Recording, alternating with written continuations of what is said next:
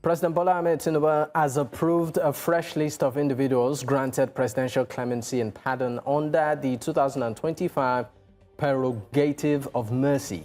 According to a presidential advisor, that's Bayo Ononuga, the approval followed consultation with the Council of State and a review of the earlier list to align with constitutional provisions. The president directed the removal of persons convicted of serious crimes, including kidnapping, drug offenses, and human trafficking, while others had their sentences commuted. A total of 86 individuals were pardoned or had their sentences reduced. Among them, the late Ken Saro-Wiwa, Major General Maman Vata, and Honorable Farouk Lawan. The presidency said the decision was guided by justice, national security, and public sensitivity, reaffirming Tinubu's commitment to judicial reform and the rule of law. Let's also tell you that the media aide to former Minister of State for Petroleum, Chief Timipre Sylva, has dismissed reports linking his principal to an alleged coup plot, describing them as false and politically motivated. Julius Bokoru, Sylva's special assistant on media and public affairs, said the claims were the work of political rivals bent on damaging the former Bayelsa governor's reputation ahead of 2027 elections. He confirmed that Sylva's Abuja residence was recently raided by men believed to be Defense Headquarters operatives, causing some damage to the property. Bokoru clarified that Sylva and his wife were out of the country at the time, with the former minister undergoing medical checks in the UK before heading to a conference in Malaysia. He reaffirmed Sylva's commitment to democracy and loyalty to President Bola Ahmed Tinubu, urging the public to ignore what he called baseless political mischief.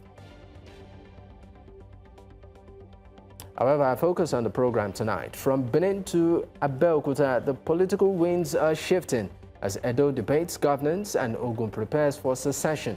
The politics of performance and power are already defining the road to 2027. Tonight, we bring you the voices, the strategies, and the stakes behind Nigeria's evolving leadership landscape. Welcome. This is Politics HQ. I am Dakbo Adigboyi. Let's get the answers.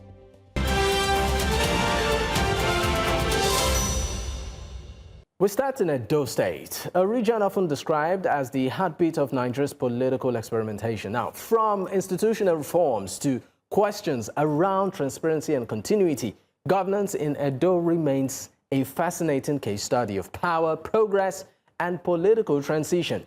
As the state positions itself for sustained development, how is Governor Okpebholo's administration balancing politics with performance? Well, joining me right now for this conversation is Adaze Emwanta, is the special advisor to the Edo State Governor on legal matters. I also have Dan Osa Ogbegi, is a publicity secretary of the People's Democratic Party Edo State. Gentlemen, thank you for your time. Thank you for having us. Good evening. All right, let me start with you, Barrister Emwanta. First, I can see that you are rocking the insignia of the president. That's the cap, as directed by your governor. You know, I believe it's a big issue in Edo State. Well, I call it government cabinet now. Yeah, thank you. I have to correct that impression. It's because I am convinced that we have a role model in the Commander-in-Chief and President of Nigeria that I choose to wear this cap, much as my boss believes that as loyal party members, our loyalty towards the president should be unflinching. So it's a personal decision. Okay, so for you it's personal and not based on the directive of Mr. Governor? Mr. Governor said something during the inauguration of commissioners, and I think people are taking that out of context.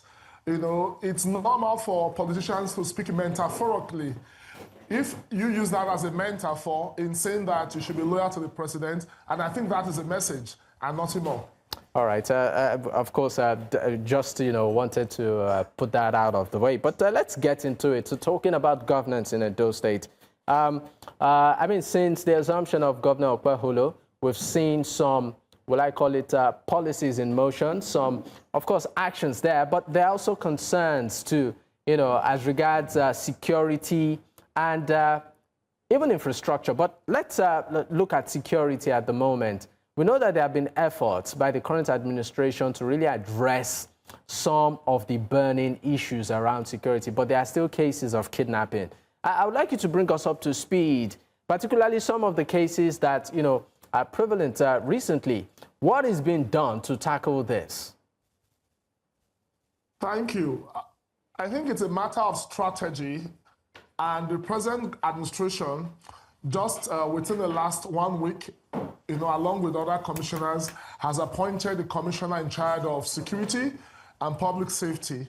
And essentially, too, we've decided, too, as a government, to see how we can use technology in tackling this problem of insecurity. And this is what informed the governor's decision to purchase an M400 Arrow TK drone. And this drone is the best as we speak.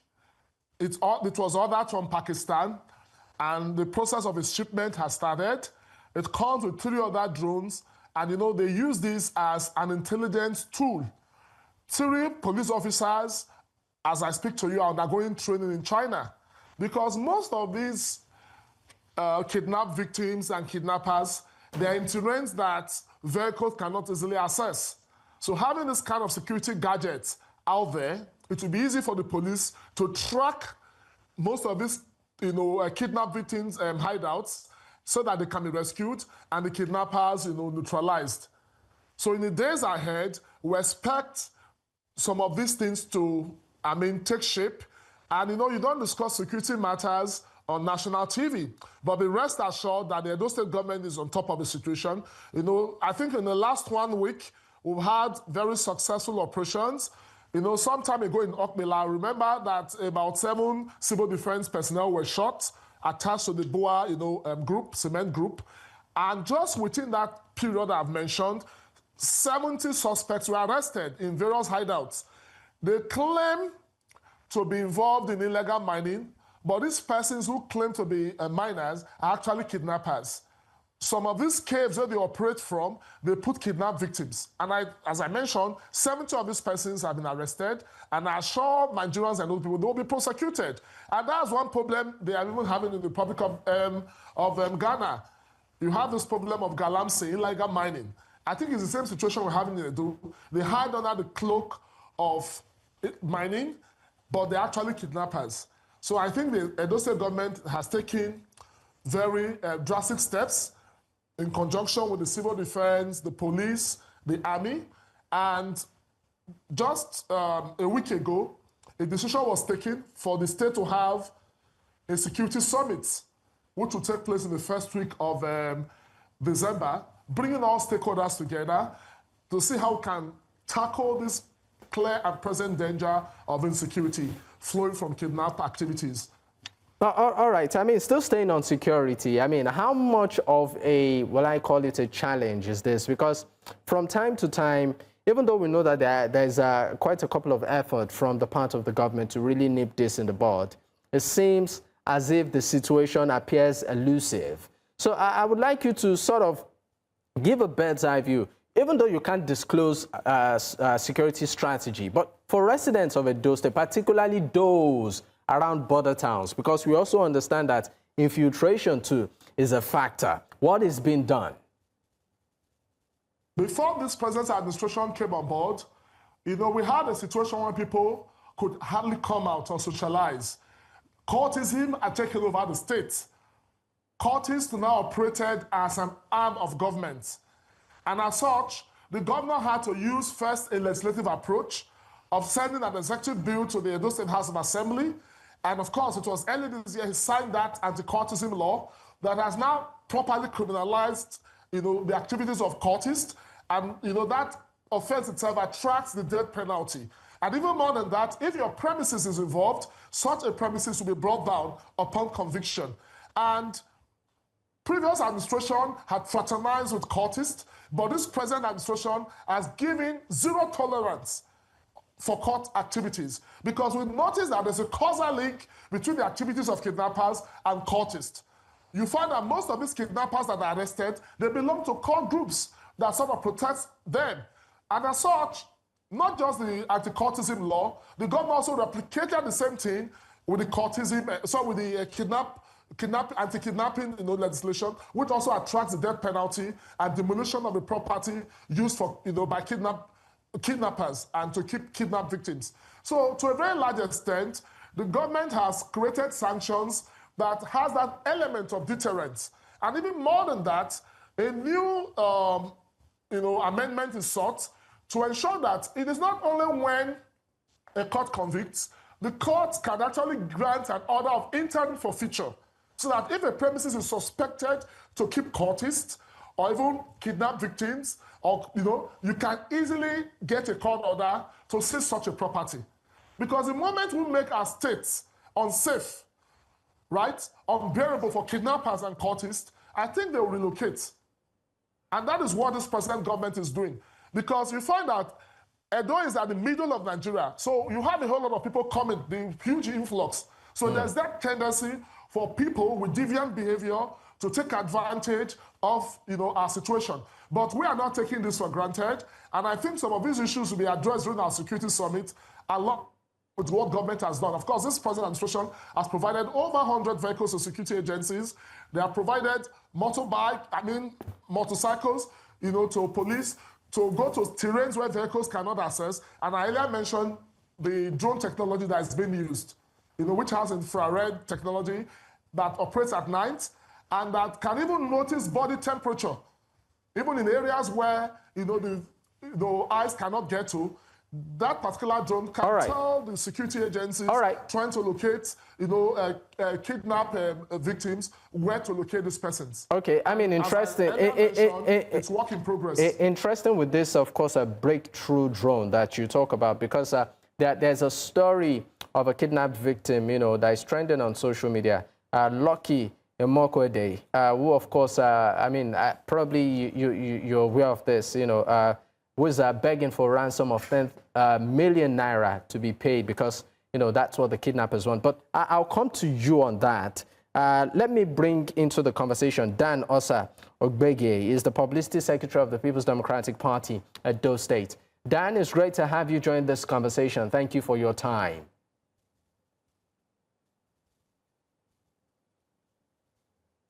All right, we are still trying to, of course, connect with Dan. Once we have him on board, we'll definitely bring him on. Just to get this out of the way, do you have any updates on this case of Lucky Emokwede? I think we have one or two victims that are still in the kidnappers' den, but nevertheless, the police is on top of the situation. And what I think UPO should also report is one Agbe Mata who was recently rescued by a combined team sent by the Comptroller General of the NSCDC, that's the Nigerian Security and Civil Defense Corps. And it was during that operation, over 70 suspects were arrested. It's not a walk in the park or a stroll in the park. Security matters of this kind, didn't start today. And the Edo State government, as I've earlier said, they are not resting on their oars. Day in, day out, you see both the governor, the deputy governor, putting every effort. Like a local government chairman in 8 Circle East led a security search of the forests in areas where some of these kidnappers are operating. And I think this also applies to other local government chairmen in Edo State. We have our Edo State, vigilante, corps. They are not resting on their laurels. And just recently, the president has assured Nigerians that he will be engaging a new set of forest guards to comb our forests nationally. So the issue of security is a shared responsibility of the federal government, the state government, and the local government. Because Section 14(2)(b) of our Constitution says the security and the welfare of the people is the primary purpose of government. And that's exactly what Senator Mondo Bebolo is doing as the Chief Security Officer of Edo State and Executive Governor of our state. All right, let's move away from security and talk about politics. We understand that the current administration has given the ex-deputy governor of the state an ultimatum to return state's property. And I'm talking about the immediate past Deputy Governor Godwin Omobayo. I would like you to speak on this. And I mean, to what extent, in terms of property, what exactly are Nigerians or residents of Edo State looking at? What exactly belongs to the people that, is still within the possession of the ex-governor? Thank you. There was no proper handover, right? Not just by the deputy governor, even by Governor Obaseki. Edo, to the end of his tenure, that is precisely, hours before the 11th of November, 2024, Obaseki escaped. As we speak to you, he's somewhere in Europe. The last time we checked, he moved from one Benin gathering to the other. The thing is, the vehicles he went away with, not just Omobayo, Obaseki went with virtually all the vehicles in his fleet. He just left one or two vehicles. So he's illegal deputy governor because the court had declared the impeachment of Shaibu as illegal. So in the eyes of the law, Omobayo was never a deputy governor. There were documents in his possession. He didn't hand over those documents, to the new administration. All the vehicles Obaseki bought for him, he went away with them. And he's not even denying it. And I think he has been given a 7 days ultimatum. And at the end of that ultimatum, of course, the police will go after him. He does not have immunity under the Constitution. Obaseki does not have immunity under the Constitution. Obaseki has a right to be an itinerant fugitive from justice, but the law will certainly catch up with him and his deputy, Omobayo, who the law declared not to have existed as deputy governor in the eyes of the law. So, from your perspective, you're saying he's illegal? It's illegal. It goes without saying. All right. The law will certainly catch up with them if they fail to do the needful. All right. Let's bring in the Publicity Secretary of the People's Democratic Party, Edo State, Dan Osa Ogbege, into the conversation. Dan, it's great to have you.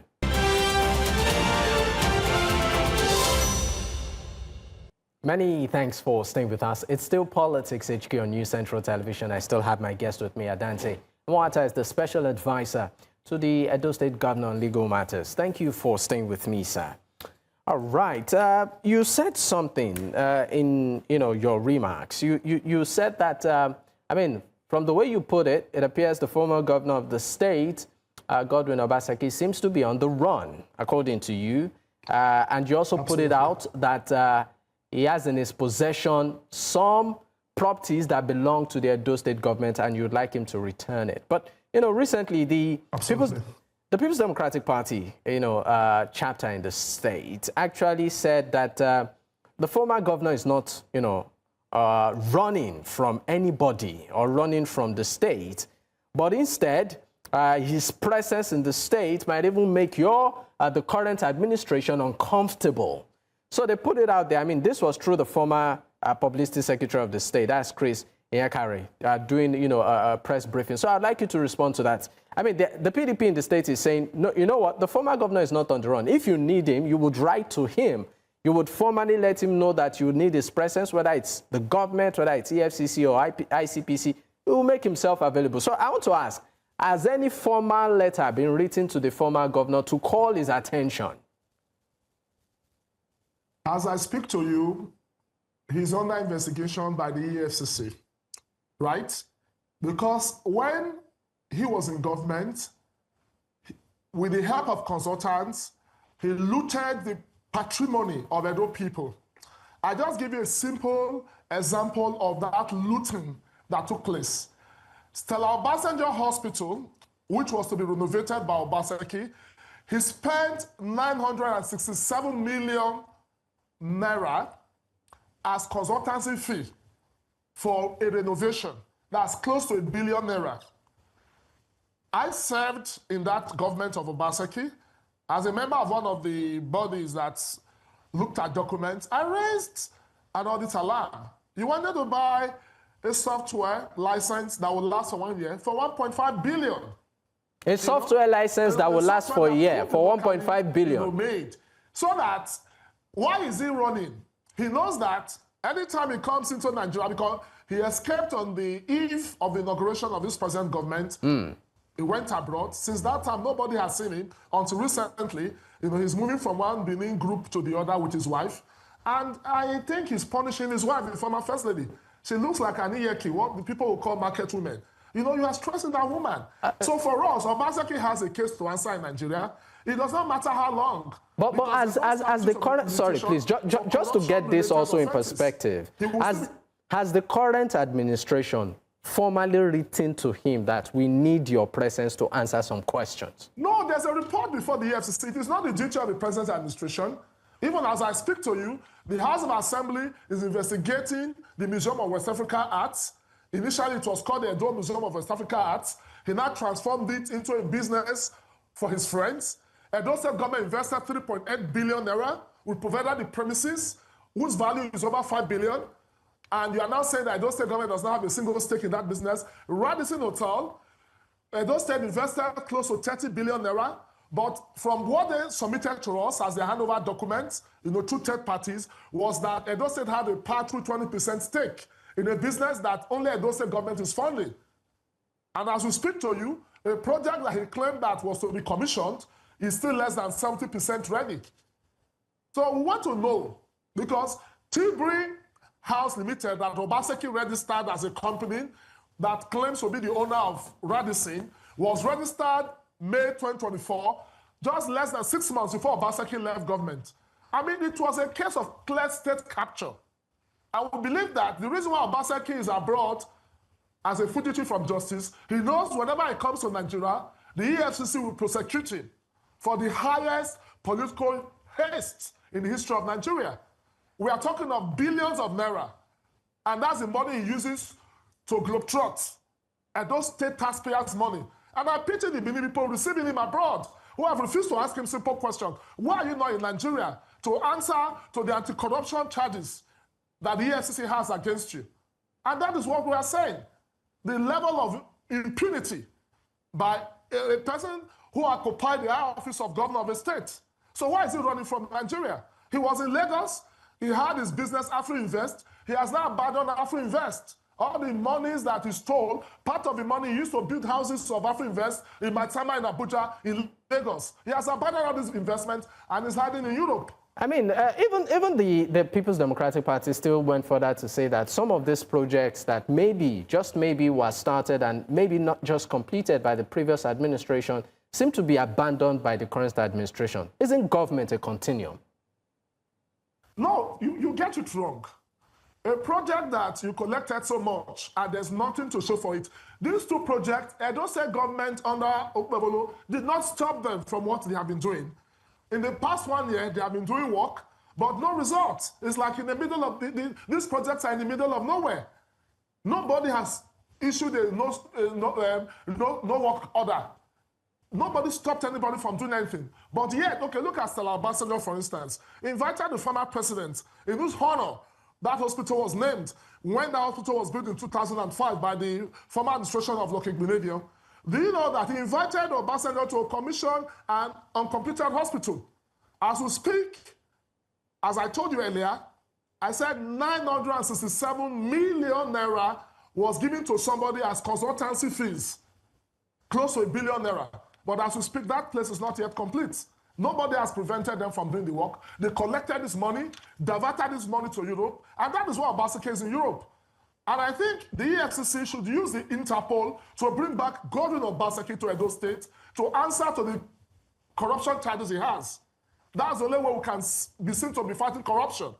We are part of the Egmont group that deals with this problem of corruption, and I think Obaseki must be brought to justice by the Nigerian government. All right, before we wrap up this conversation, what would be your response to individuals who think that Governor Monday Okpeholo isn't a governor that has a mind of his own? It seems to be one that just wants to curry to the favor and the whims and caprice of the center. What's your response to people who feel is not a governor that is autonomous? I don't think that idea flows from people outside those in the opposition, because for Edo people, they are very pleased with their governor in terms of development. And the reason why the president normally will feature in the governor's speech is that the president has done well for states generally.